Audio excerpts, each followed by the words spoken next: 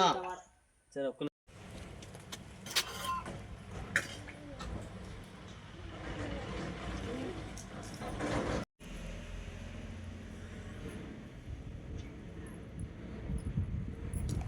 ఈరోజు రాజుపేట గ్రామ పంచాయతీ పరిధిలో ఇందిరమ్మ ఇండ్ల సర్వేలో భాగంగా మన తెలంగాణ రాష్ట్ర ప్రభుత్వం ఇచ్చినటువంటి సర్వేలో భాగంగా మన రాజుపేటలో 513 ఇండ్లకు గాను ఇప్పటివరకు 283 ఇండ్లు సర్వే చేయడం జరిగింది.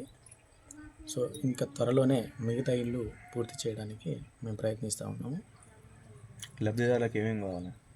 లబ్ధిదారులకు ఏం అవసరం లేదండి. ఇంతకుముందు ప్రజాపాలన దరఖాస్తుల భాగంగా అన్ని వివరాలు అందులో డాటా ఎంట్రీ చేయడం జరిగింది. మనం కేవలం ఆ ఇంటి దగ్గరికి పోయి ఆ బెనిఫిషియరీ ఎవరైతే అప్లికెంట్ ఉన్నారో తను ఉంటే ఆ ఇంటికి సంబంధించిన పరిసరాలు అంటే మనం యాప్లో ఒక బిల్డింగ్ వాళ్ళు నివాసం ఉన్నటువంటి ప్రదేశాన్ని మన యాప్లో అడిగినటువంటి విధంగా మేము క్యాప్చర్ చేయాల్సినటువంటి అవసరం ఉంది.